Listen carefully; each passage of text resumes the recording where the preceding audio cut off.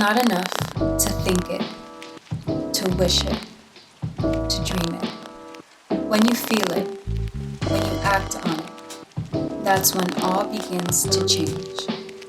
Take a step.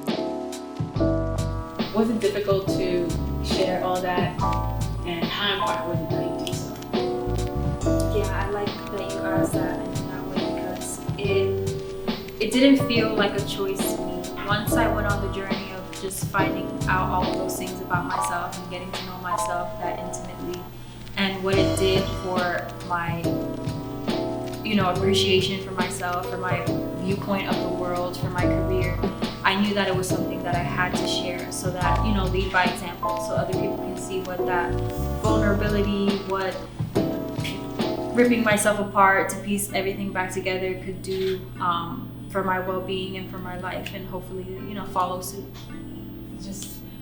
Were there any other titles for the book? Was it always in bloom? It was always in bloom. Oh wow! It was always in bloom, yeah. Why this time? And it came to me pretty immediately because I just felt like that's what was happening.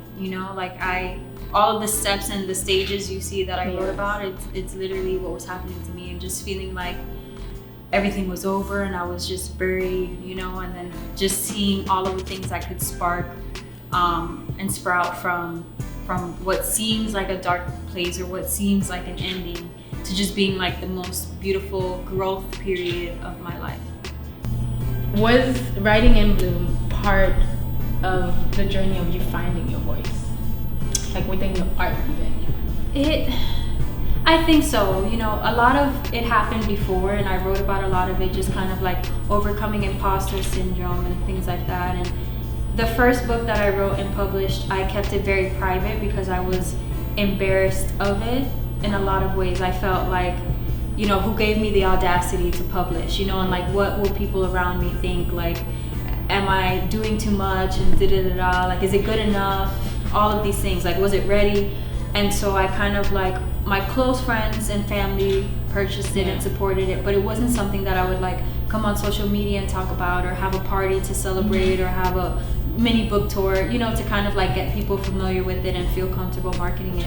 So sometimes, although I think it was appropriate for where I was in my growth, and it was kind of like my first published collection, and I had to get comfortable with it, I really put so much like love and so much experiences into this one. I wanted to do it justice, and I wanted to make sure I reached the people who would need to read those words and need to be inspired by them. So in writing it, I kind of like talked about a lot of the growth and acceptance and just kind of like showing up as my full self that I was doing in my life. And then after publishing it, a lot happened, like my book cover review and the book tour that I went on, across 6 states, I think 6 or 7 states, and just sharing the book and being comfortable saying like, I wrote this. So your art has evolved so much, like over the years. So how, like, and when did you become like the artist that you are today? Like the unapologetic Reyna. Like, this is you. Yes, it was a process, and I think In Bloom is that process of me just spending time with myself to figure out all of the things that I needed to like uncover and get rid of to get to the core of who I was and who I wanted to be. And going on that growth journey helped me with my career. It helped me, with my self-image, with my love life, but also with my art, and being able to finally pick apart and decide what I wanted my work to represent, how I wanted to go about creating. I spent so much time just being like, do I want to create like this, or do I want to create like this? And just you kind of have so many options. Like, there's so many different styles that I've tried and I've liked, but maybe not loved.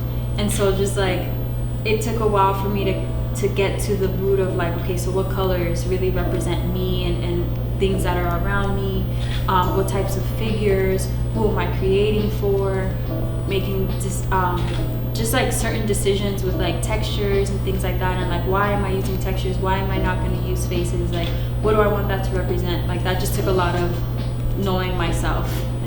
So how do like all those aspects of your life influence each other? Do they play like, how do they work together, or even like when you're an art teacher, or how does that work out and stuff, all that? Yeah, I think I'm grateful that it's all kind of worked together pretty seamlessly. Before becoming an art teacher, I wanted to be an artist, but I was very frustrated with my art. I was too focused on like what other people thought and if I was good enough. Creating as an art teacher and creating for my students gave me the freedom to just like explore it and to just try things and to treat it like being a kid. You know, when you're a kid, you're not trying to be the best and you're not thinking about Instagram likes or follows or who notices or who supports. You just create. So that helped me in that sense. And I think dabbling in between all of my passions, whether it's photography, visual art, writing, it's always given me the space to like take a break if something doesn't feel right or if something isn't flowing, you know, like if it's writer's block or creative block, rather than forcing it and, you know, I have to crank out these paintings, just being like, I don't feel inspired to paint, so I'm gonna write, and I don't feel inspired to write, so I'm gonna go back to drawing or to learning a new skill, and just like being patient. So like, how do you deal with the imposter syndrome? Like, what are your steps? For me, it came down to just accepting that it was for my why, right? It's the things that I'm passionate about, the things that I feel like destined to share with people. I owe it to them to share it and to show up as my fullest self doing so. So I think just knowing and being able to like shut down imposter syndrome, where it says like, why do you deserve this opportunity, and being able to answer that and say, well, because with this opportunity, I'm gonna make sure this group of people feel heard, and people can learn this from me, and people feel better seeing my work or hearing my words or whatever the case may be, and like just being able to stand up to it and answer back with what you're passionate about and what you feel your why is. So I wanted to know, how do you offer yourself the gift of mercy? Because I remember reading that. Just remembering that I'm human and I'm not a machine, and like my goals can wait and they won't happen if like I burn myself out. And I felt that just by like trying to be team no sleep and, you know, grind, and then you get sick and you can't do anything, you know, or you end up with a headache because you're so stressed out, you can't do anything.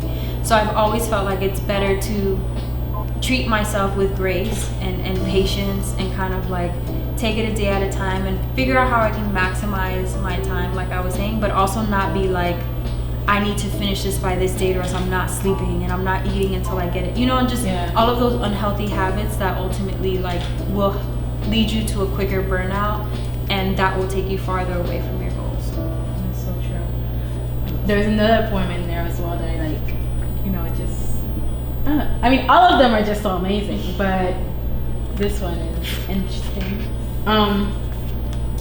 It says, don't stunt your growth thinking you know yourself, keep learning. The reason it really stuck out to me is because, you know, all this whole book is a lot about like you becoming to know yourself, and I was like, how do you like, you get to knowing yourself and allowing that space to keep learning? Like, how do you do that? I think I always refer like my journey and just coming to a place where I feel so at peace with myself and I have so much joy, and then kind of watching, especially as like Caribbean people, we watch the older generations and how they can be super stuck in their ways, stuck in mindsets, and continuously like following these patterns that don't serve them and don't serve their happiness, but like kind of like stressing everybody around them out because they just they have to do it this way, and this is the way, and they're older and wiser, and you should also do it this way, and like we're watching and we know it doesn't work. So I always question that, and I say like, how did they get to that point? And I look at people around me our age that are just kind of like stuck with one opinion or stuck in one way, and just how like damaging that could be to you always like just evolving. And so I always want to be a student and a teacher like interchangeably, you know, and just kind of like give myself the space to outgrow mindsets and habits that are no longer serving me. And I think that's been like pivotal to just me continuing to evolve. After this like amazing book came out, there was a lot of like, you went on tour, which was so cool to see, and you know, like you even had like you went to here, you had the book cover reveal and all that good stuff, and you were supposed to go on this new adventure, you know, start a new chapter, and with COVID, it did not happen. Were you disappointed?